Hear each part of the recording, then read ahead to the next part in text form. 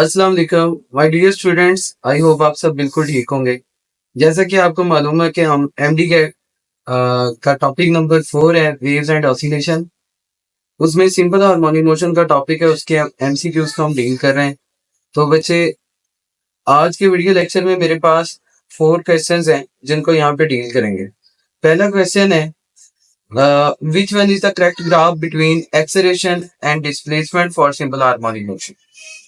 4 options हैं और वो ये कह रहा है कि एक्सेलरेशन और डिस्प्लेसमेंट के बीच में करेक्ट ग्राफ कौन सा है। तो इसके लिए हमें ये देखना पड़ेगा कि एक्सेलरेशन और डिस्प्लेसमेंट में सिंपल हार्मोनिक मोशन के लिए रिलेशन क्या होता है।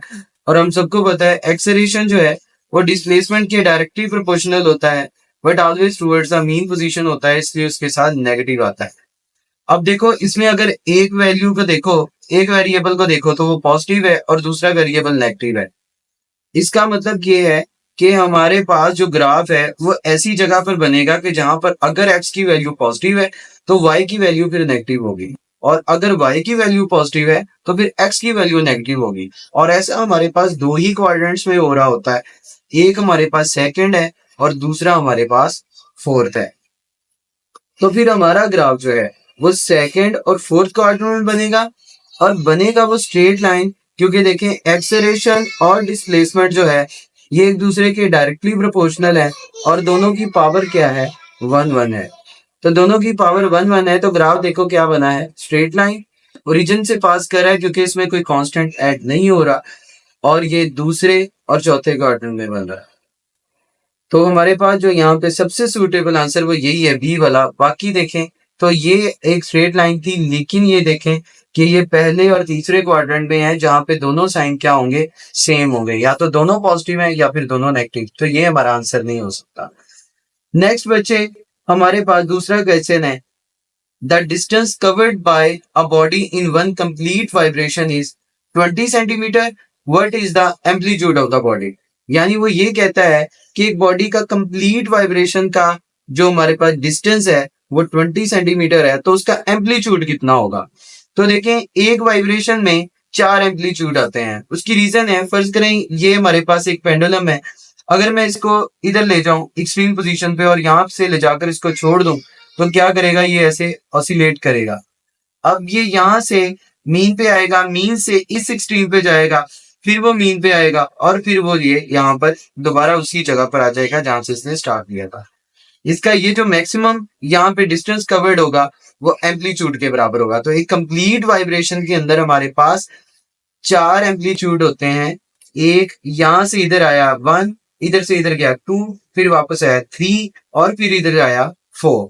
तो एक वाइब्रेशन में 4 एम्पलीट्यूड है और हमारे पास एक वाइब्रेशन का डिस्टेंस कितना गिवन है, 20 सेंटीमीटर। अब हमने देखना है कि एक एम्पलीट्यूड में कितना डिस्टेंस कवर्ड हुआ था। तो इसको अगर आप कंपेयर करो तो 4 एम्पलीट्यूड इज इक्वल टू 20, तो 1 एम्पलीट्यूड जो है 20 डिवाइड बाय 4 हो जाएगा, तो ये हमारे पास आ जाएगा 5 सेंटीमीटर। तो हमारे पास जो एम्पलीट्यूड का डिस्टेंस है वो 5 सेंटीमीटर। नेक्स्ट बच्चे, हमारे पास जो क्वेश्चन है, एक बॉडी है वो मूव कर रही है सिंपल हार्मोनिक मोशन के साथ और वो एन कंप्लीट ऑसिलेशंस करती है 1 सेकंड में, तो उसकी एंगुलर फ्रीक्वेंसी कितनी होगी। तो हमारे पास देखें, एंगुलर फ्रीक्वेंसी का फार्मूला होता है 2 पाई एफ। अब यहाँ पे 2 पाई और एफ होता है नंबर ऑफ वाइब्रेशंस पर सेकंड, यानी ये फ्रीक्वेंसी का फार्मूला हम यहाँ पे ओपन कर देंगे। अब देखें, यहाँ पे नंबर ऑफ वाइब्रेशन हमारे पास एन है और उसने टाइम हमें गिवन किया 1 सेकंड। टी की जगह पे जब हम 1 पुट करेंगे तो ये हमारे पास आ जाएगा 2 पाई ओवर एन। तो ये हमारे पास करेक्ट आंसर है 2 pi over N radian per second. Next देखें, the SI unit of force constant is same as that of. अब फोर्स कांस्टेंट जो है हमारे पास उसका यूनिट सेम होता है। अब हमें ये पता होना चाहिए फोर्स कांस्टेंट किसको कहते हैं। तो के जो है, यानी जिसको हम स्प्रिंग कांस्टेंट भी कहते हैं, इसका दूसरा नाम फोर्स कांस्टेंट भी होता है और ये एफ ओवर एक्स के बराबर होता है। अब एफ हमारे पास फोर्स है, फोर्स का यूनिट न्यूटन और डिस्टेंस का मीटर, तो न्यूटन पर मीटर इसका यूनिट है। वैसे भी आपको ये याद होना चाहिए। तो यहाँ पे ऑप्शंस में हमारे पास फोर्स है, प्रेशर है, लाउडनेस है और सरफेस टेंशन है। सरफेस टेंशन वो फोर्स होती है जो लिक्विड सरफेस पे लगती है। तो फोर्स पर unit length of a liquid surface, इसको हम सरफेस टेंशन कहते हैं, और फोर्स का यूनिट न्यूटन और लेंथ का यूनिट मीटर है, तो न्यूटन पर मीटर इसका यूनिट है, and it is same as that of force constant. I hope आपको ये सोल्यूशन जो है वो हेल्प आउट करेंगे। अपना फीडबैक जरूर दीजिएगा बेटे। अल्लाह हाफिज।